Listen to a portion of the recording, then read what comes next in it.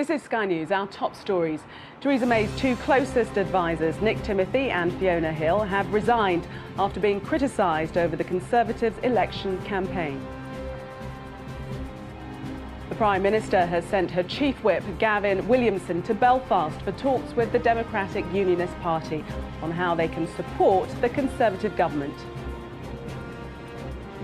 And former Top Gear host Richard Hammond has been airlifted to hospital after a crash during filming in the Swiss mountains.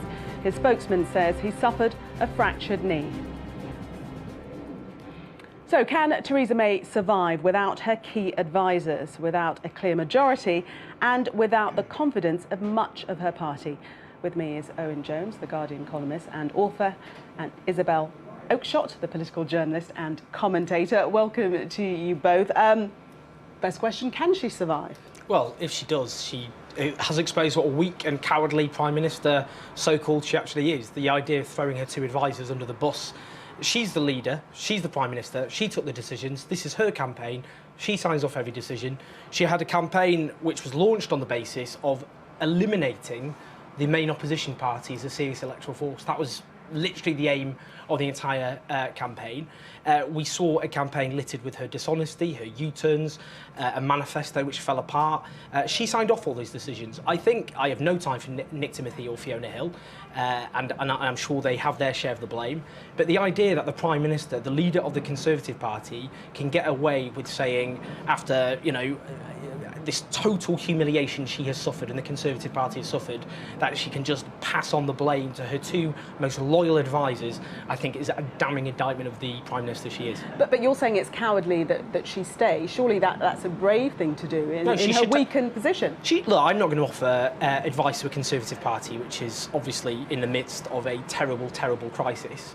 And, you know, having, as I've said, launched a campaign to destroy the main opposition party.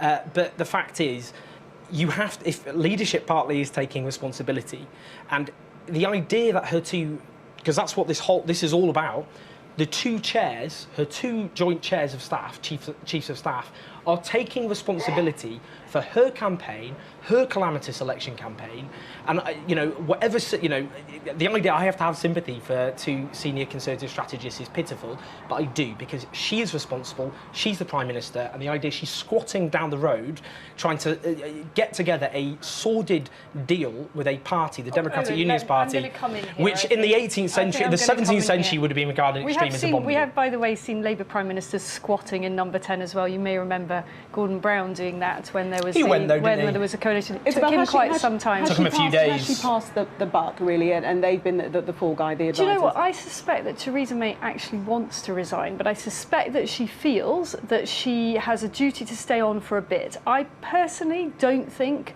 that her premiership is sustainable for anything more than a very short period. I'm going to agree with Owen that she is very badly damaged. The party what sort of period are we talking about? In a crisis. I think that she needs to hang on for a few weeks, probably. Certainly what I'm detecting from Tory MPs is the feeling that the autumn is about as long as she can hope to last.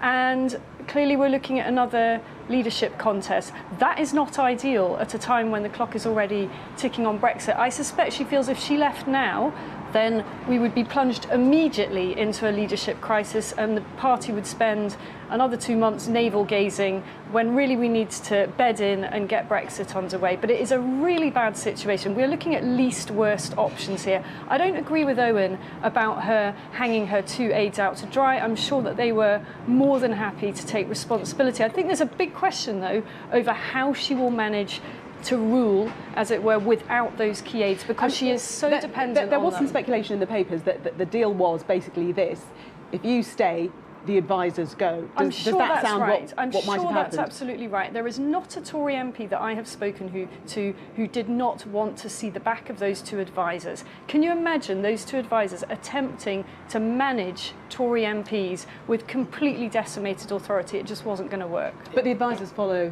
the lead of the Prime Minister. Do you know, I don't often quote Margaret Thatcher, but I do believe she did say, advisors advise and leaders lead. She is responsible for her own calamitous premiership. She will go down in history on her own terms as the worst Prime Minister this country has had, because she's been forced to resign. She will be forced to resign in a very short period of time since she came to power. She had more political capital than any Prime Minister in British history. She started this campaign with a lead so phenomenal, people question whether Labour would survive. Now, obviously, I think the reason Labour did so well was because of her own vision and policies and agenda, but she's partly responsible. Now, if we can talk about the Democratic Unionist Party, because I do think people in Britain need to be just aware about what's about to hit them. A party in Northern Ireland, it's up to the unionist community of Northern Ireland who they elect, but about 280,000 people voted for a party which, as I've said, in the 17th century, some people would regard as a little on the extreme side. They are anti-LGBT rights, anti the right of women to choose on the issue of abortion. They are anti. They are just quickly. Neither of those two issues, Owen. At a time of Brexit, neither of those two issues, on abortion and on LGBT rights, I do not see that this Parliament is about to revisit those two issues. Well, I don't know. Actually, that's not true. We are where we are with the legislation on that. I would be amazed if we suddenly start debating abortion at this point. Isn't going to happen. I would not be shocked if one of the terms was to reopen the debate and have a vote on the right of abortion. I would be absolutely flabbergasted, and I will tell you now, we can take a bet later, that is just on the issue of LGBT. So it's not feasible that could form any part of negotiations. Of course, can I just say, of course, there's every chance that a party militantly opposed to the right of abortion will include that as part of the deal. On the issue of LGBT rights, they wouldn't get it through the On the issue of LGBT rights, look.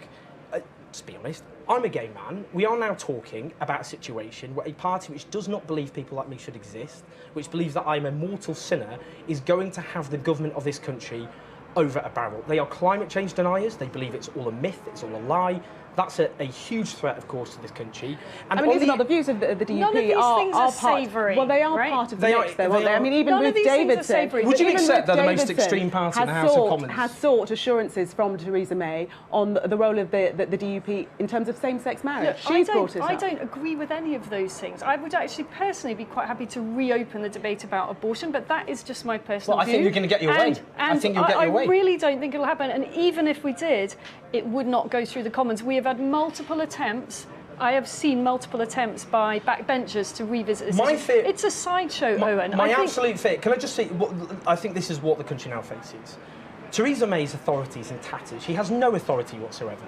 There is a hard right of the Conservative Party, which I think will regard her with utter contempt and believe that they can push their own agenda now, believing that the authority of their premiership, of the leader of their own party is in ruins, and they will make strategic alliances with the most extreme political party in the House of Commons, which the Conservative Party now depends on to get their legislative agenda through the House of Commons. What do you think the alternative would be at this point? Would you want another general election? I think in the next few months we'll have to have a general election. I just don't think there's an appetite for that among voters. There wasn't an appetite for this. I think what the Conservative Party could do is to have a situation where instead of making any agreement with other parties, they put forward their legislation and ask the House of Commons to vote on that basis. You don't have to make an agreement with other parties. We don't yet know the shape of any agreement, do we?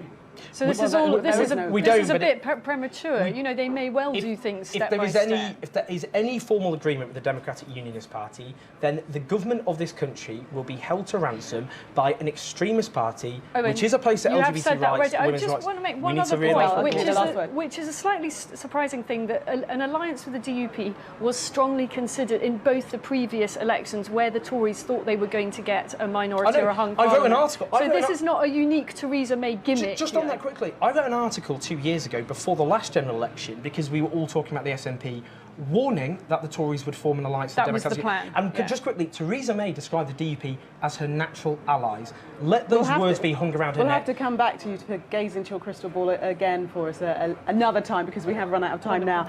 Isabel Oakeshott, Owen Jones, thank you very much for coming in.